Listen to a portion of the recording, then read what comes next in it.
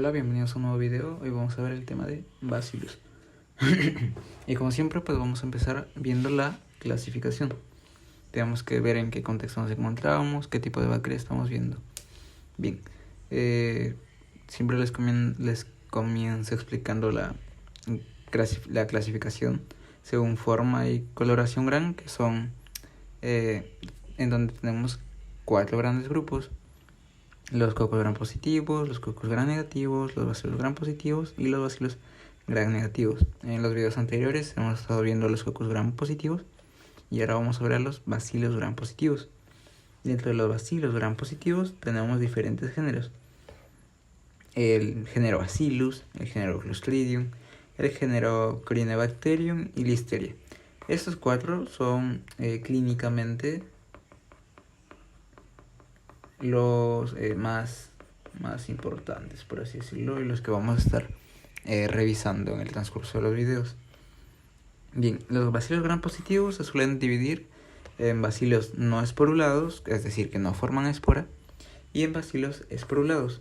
Tenemos que recordar que la espora es un factor de virulencia y de sobrevivencia muy importante para la sobrevivencia de las bacterias. Dentro de los bacilos gram positivos no esporulados aerobios encontramos Listeria, Erysipelotrix, Corynebacterium y Rhodococcus. De aquí, dentro de los aerobios, vamos a revisar Listeria sobre todo. Dentro de los no esporulados anaerobios está Actinomycetes, Lactobacillus, Mobilingus, que son los más importantes de este grupo. Bien, dentro de los esporulados tenemos a los aerobios y los anaerobios, ¿verdad?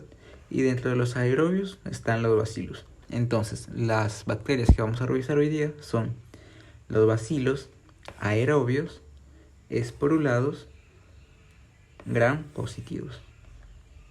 Bien, una vez ya estamos en contexto de en qué grupo bacteriano nos encontramos, vamos a empezar a revisar bacilos. Bien, los bacilos son bacilos gram positivos, aerobios y que forman espora. Toda la familia Bacilliae va a comprender más de 50 géneros y todos van a tener una característica en común, que va a ser la formación de esporas. Clínicamente solo nos importan 2 especies dentro de los bacilos: Bacillus anthracis y el Bacillus cereus. Palabras claves: Bacillus anthracis provoca carbunco y ha sido usado en guerra biológica. Bacillus cereus provoca ciertas gastroenteritis, es decir, alteraciones a nivel gastrointestinal y infecciones oculares traumáticas. Algunas características claves de los bacillus se denominan así porque tienen forma de pequeña barra. En el Bacillus anthracis, un carbúnculo en referencia a la herida necrótica negra asociada al carbunco cutáneo. Si es que alguien nos habla de Bacillus anthracis, nosotros automáticamente pensamos en carbunco. Bien. El Bacillus cereus, cereus de cera, de color de cera, es decir, de color gris, blanquecino o algo así, que es el color de su cultivo. Bien, aquí está otra clasificación: gram positivos, los bacilos, formadores de esporas, no formadores de esporas, y aquí ya pues encontramos los aerobios y el Bacillus cereus y el Bacillus anthracis. Esta es como que es la misma clasificación anterior, pero con géneros de bacterias más clínicamente importantes. Como vemos, está muy reducido en comparación con el gráfico anterior. Bien, y empezamos ya de lleno con el Bacillus anthracis. Con respecto a su oficio y a su estructura, es un microorganismo relativamente grande. Se dispone de forma aislada, en pareja o en cadenas largas en forma de serpentina. Es decir, lo podemos encontrar así de forma individual, en forma de parejas o formando cadenas, ¿verdad? Como podemos ver aquí, tenemos un bacilo Y lo que está indicando la flecha vendría siendo la espora, característica de los bacilos. Y pues factor de virulencia muy importante. Bien. Con respecto a las demás estructuras que tiene el bacillus, y estructuras muy importantes que lo hacen propios de este Bacillus anthracis, van a ser que van a aportar genes que codifican 3 componentes proteicos. Esos genes van a codificar al antígeno protector, abreviado PA, al factor de edema, abreviado EF, y al factor letal. Ahora, estas son proteínas que individualmente no son tóxicas, no son virulentas. Sin embargo, la combinación de estas proteínas son letales. Bien, por ejemplo, y las combinaciones que se hacen son con el antígeno protector. Antígeno protector más factor edema van a provocar la toxina del edema. Y antígeno protector más factor letal van a provocar la toxina letal. Ahora, estas toxinas ya formadas sí ya son potentes. Bien, el primer factor de virulencia que tiene el Bacillus anthracis van a ser sus toxinas. Y el segundo factor de virulencia va a ser su cápsula polipéptida, en comparación con otras bacterias que su cápsula es hecha de polisacáridos. En cambio, en esta va a ser una cápsula polipeptídica. Bien, con respecto a la patogenia y la inmunidad, como ya les venía comentando, los principales factores de virulencia son toxinas y cápsula. Es lo que tiene de especial esta bacteria. Bien, la cápsula, como ya sabemos, se va a encargar de inhibir la fagocitosis, lo que va a permitir la sobrevivencia de nuestra bacteria. Ahora, la toxina de edema va a producir la activación de la adenilato ciclasa, lo que va a originar acumulación de líquidos, ¿verdad? Acumulación de líquidos, entendámoslo por edema. Característico de las heridas por carbunco, es decir, en las heridas en un carbunco cutáneo vamos a encontrar a estas heridas edematosas, aparte de la necrosis de color negro. Pues. Bien, tenemos también a la toxina letal, que va a producir la activación de la metaloproteasa de zinc, lo que va a estimular la liberación de el factor de necrosis alfa e interleucinas y citocinas inflamatorias. En realidad, lo que va a producir esa toxina letal va a ser una inflamación muy exacerbada, provocando lesión en el epitelio, ¿verdad? Bien, aquí tenemos la bacteria, aquí tenemos su cápsula, y van a ser secretadas estas exotoxinas. Tenemos al factor letal y al factor edematogénico de azul y al factor letal en verde. Y tenemos al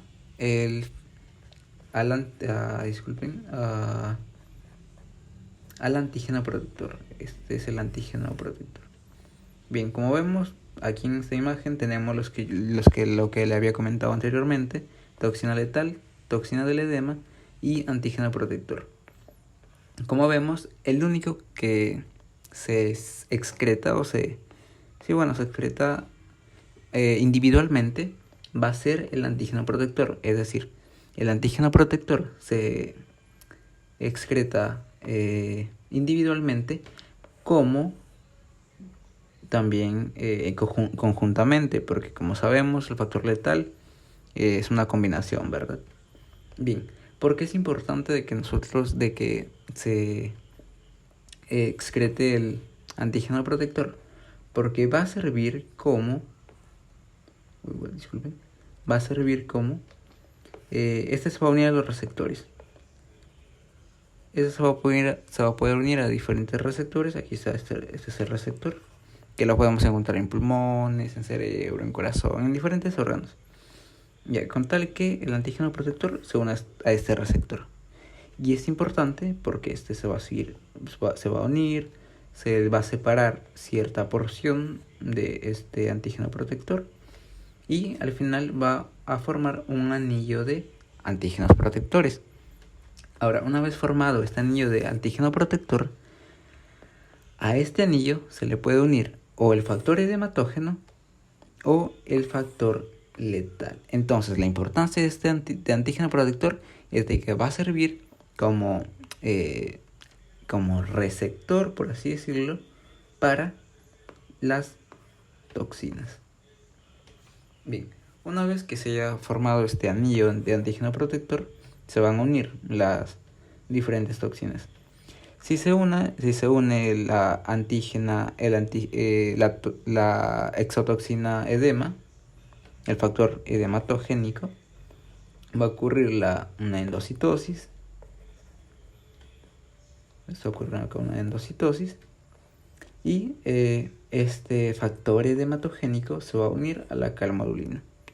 Esta se va a usar un ATP, el cual se va a convertir luego en un AMP cíclico, produciendo finalmente el edema. Esto con respecto al factor edematogénico. Ahora, si es que se une el factor letal, lo mismo ocurre, ocurre una endocitosis. Sin embargo, el factor letal va a provocar la destrucción de la proteína MAPK. Esta proteína, esta vía, provoca la supervivencia en la célula huésped. Esta proteína permite la supervivencia en la célula huésped. Sin embargo, el factor letal va a destruirla, provocando una muerte celular. Bien, este gráfico resume la patogenia la virulencia de el Bacillus anthracis. Ahora, para pruebas de inmunodiagnóstico se suele usar la prueba ELISA para detectar anticuerpos, inmunoglobulina G contra el antígeno protector. Eso es muy importante. Esto sirve también para el diagnóstico a través de ELISA. Y inmunoglobulina G porque queremos encontrar si es que hay una infección aguda. Bien. Con respecto a la epidemiología, el carbunco es una enfermedad que afecta a los herbívoros, es decir, afecta a los animales que comen pasto, por ejemplo, las vacas, las ovejas. Entonces, ¿en qué pacientes nosotros esperamos encontrar carbunco o personas infectadas con Bacillus anthracis? En personas que trabajen con el ganado, ¿verdad? En los ganaderos, en los que trabajan cortando la lana de las ovejas, en esos pacientes también. ¿Por qué? Porque el ser humano se infecta como consecuencia a la exposición a estos animales. Bien, los países sin vacunación y personas en contacto con animales van a ser las más susceptibles. Personas que vivan en países endémicos con este Bacillus anthracis, pues van a ser también susceptibles. Bien, algo que tenemos que recordar es de que el Bacillus anthracis hubo un tiempo, en 1979, en el 2001, que fue usado como arma bioterrorista. En el 2001, si mal no me equivoco, fue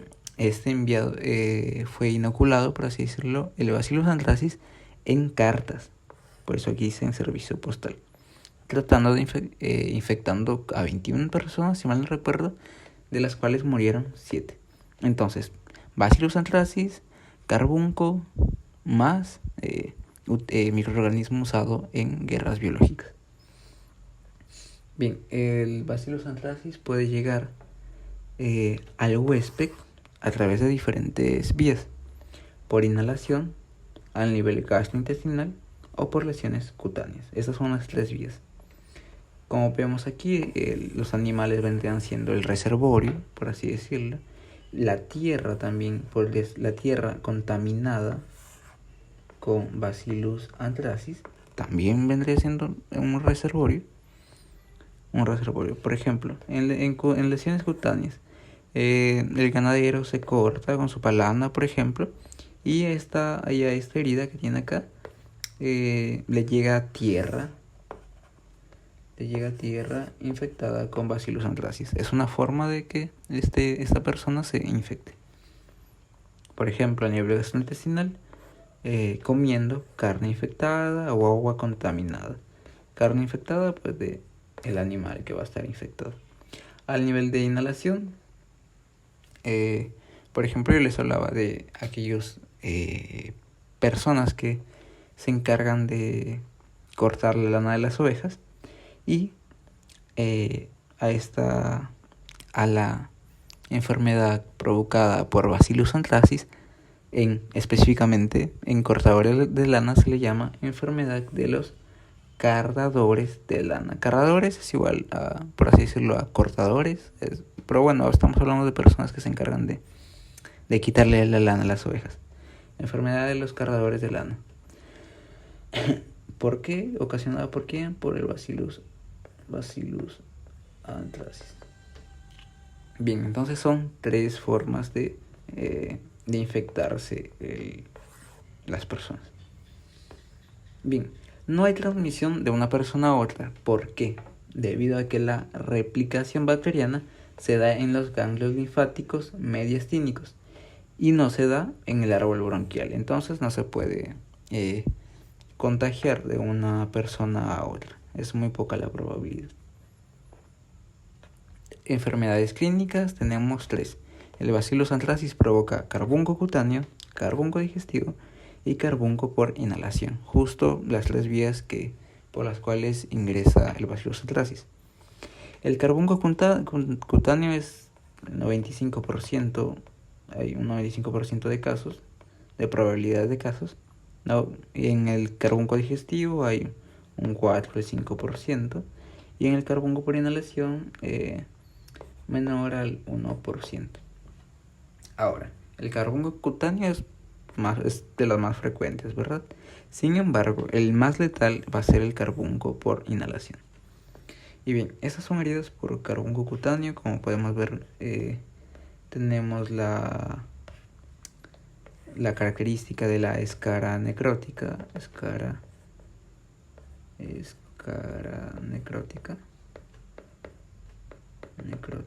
que ya va siendo como que la fase final de la evolución de estas heridas.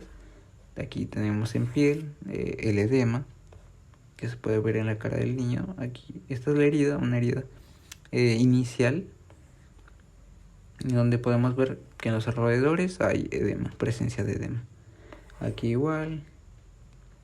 Y bien, por ejemplo, en el día 1 las heridas por carbunco es como que una pequeña vesícula. En el día 6 ya hay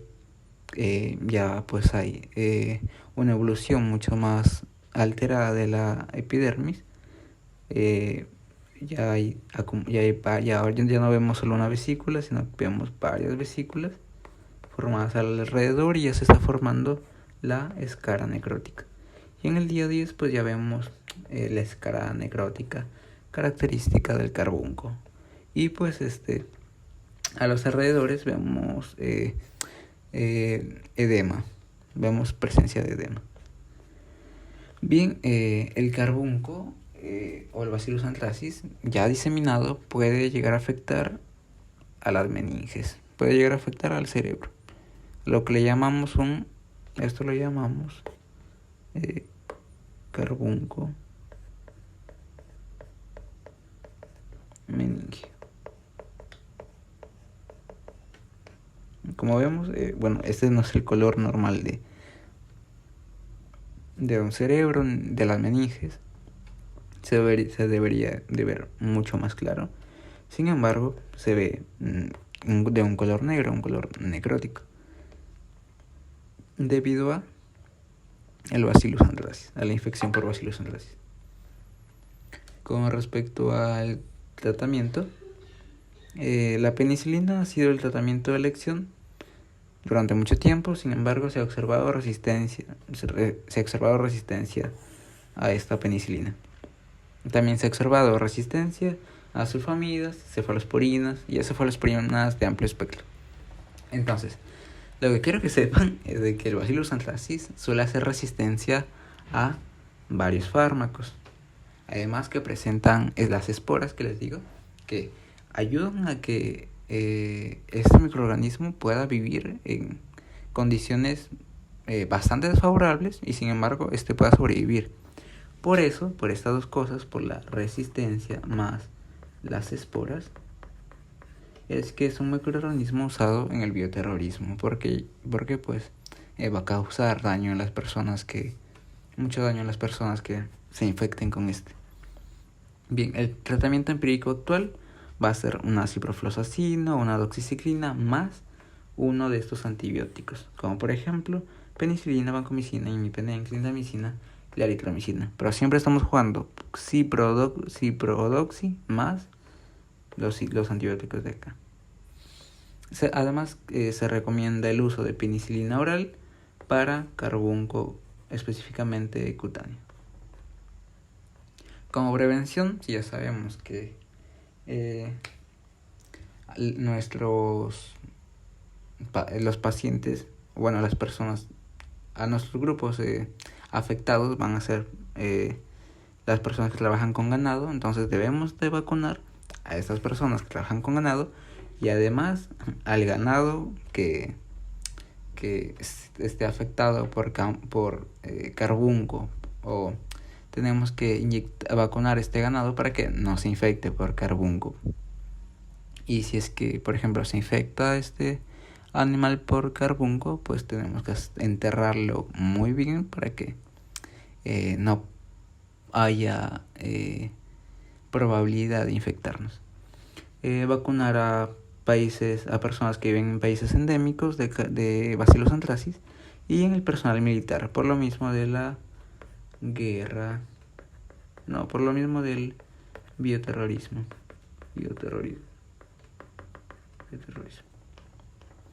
Bien, lo que se busca es la inmunización. Bien, eso ha sido todo con respecto al Bacillus anthracis. Conclusión: Bacillus anthracis provoca carbunco, virulencia por toxinas y por su cápsula, y la encontramos en los siguientes grupos etarios: personas que trabajan con ganado, en países endémicos y en el personal militar. Y provoca pues el clásico carbunco, que vendría siendo la escara, pues una herida que al final va a mostrar una escara necrótica, además del edema. Bien, ahora sí pasamos al Bacillus cereus. El Bacillus cereus va a ser un patógeno oportunista con capacidad de virulencia baja. Es un patógeno oportunista, es decir, que por ejemplo en personas con VIH, que son personas inmunodeprimidas, va a ser fácil de que este microorganismo pueda atacar. Está relacionado con la gastroenteritis, con infecciones oculares y septicemias relacionadas con el catéter. Y van a haber casos infrecuentes de neumonía grave. Si es que pensamos en Bacillus cereus, pues, lo que nos pueden preguntar va a ser por gastroenteritis, casi siempre, y por lo ocular. Así que hay que tenerlo muy en cuenta. La gastroenteritis producida por Bacillus cereus está mediada por dos enterotoxinas, es decir, el Bacillus cereus va a tener dos enterotoxinas, una enterotoxina termoestable y una enterotoxina termolábil. La enterotoxina termoestable va a formar la enfermedad de manera emética, es decir, van a haber signos clínicos correlacionados al vómito, a la emesis, mientras que la enterotoxina termolábil va a formar la enfermedad de manera diarreica. La enfermedad se va a presentar de manera diarreica. Bien, con respecto a la forma hemática, no se conoce mucho el mecanismo de acción de esta enterotoxina. Pero lo que sí provoca, pues, es que va a provocar náuseas, vómitos, etc. ¿Por qué? Porque va a formar, se va a presentar la enfermedad de forma emética. Dentro de la enterotoxina termolábil está la enfermedad de forma diarreica. En esa enterotoxina, si se conoce más o menos su mecanismo de acción, va a ser similar a las enterotoxinas producidas por coli o por vibrio o por el cólera. Va a estimular el sistema de la ciclasa adenosina monofosfato cíclico de las células epiteliales, provocando que hayan alteraciones gastrointestinales. Entonces, en conclusión, hay dos formas: forma emética o forma diarreica, cada uno provocada por su enterotoxina. Bien, acá hay características que tenemos que tener en cuenta. Miren, si es que hablamos de Bacillus cereus, tenemos que hablar de el arroz recalentado. El alimento implicado y el más frecuente va a ser de que nos infectemos o que nos dé una gastroenteritis por Bacillus cereus, va a ser el arroz recalentado. Importantes. Ya, en la forma emética va a ser implicado el arroz, mientras que en la forma diarreica va a ser implicado las carnes y los vegetales. Pero es mucho más característico el arroz, ¿ya? El periodo de incubación va a ser una media de 2 horas, aquí una media de 9 horas. Síntomas, como es una forma emética, emesis, van a haber vómitos, náuseas, espasmos abdominales debido a la fuerza que hacemos para vomitar. En la forma diarreica, pues va a haber diarrea, náuseas, espasmos abdominales. Duración, en una media de 9 horas, una media de 24 horas. Provocado por qué enterotoxina, la emética por la termoestable y la diarreica por la termolábil. Ahora, esto es con respecto a la primera patología que producía el Bacillus cereus, que era la gastroenteritis. Ahora vamos a ver las infecciones oculares por traumas. Vamos a ver su patogenia. Se dice que están implicadas 3 toxinas: la toxina necrótica, la cereolisina y la fosfolipasa C. Estas van a provocar una rápida destrucción del ojo, característica, destrucción característica por infección por cereus, como consecuencia de esta interacción de esas toxinas y otros factores no identificados. Es decir, esas toxinas más factores no identificados va a provocar infecciones por destrucción del ojo. Bien, con respecto a la epidemiología, los bacilos son microorganismos ubicuos que están presentes prácticamente en todos los ambientes. Casi todas las infecciones se originan a partir de una fuente ambiental principal, por ejemplo, la tierra contaminada. Con respecto a las enfermedades clínicas, como ya les decía, está la intoxicación alimentaria, que pues se va a presentar de forma emética o de forma diarreica, y las infecciones oculares, donde va a haber una lesión penetrante y traumática del ojo con un objeto contaminado del suelo que probablemente esté infectado con Bacillus cereus. Y como vemos aquí, vamos al ojo todo irritado, una infección bastante grave.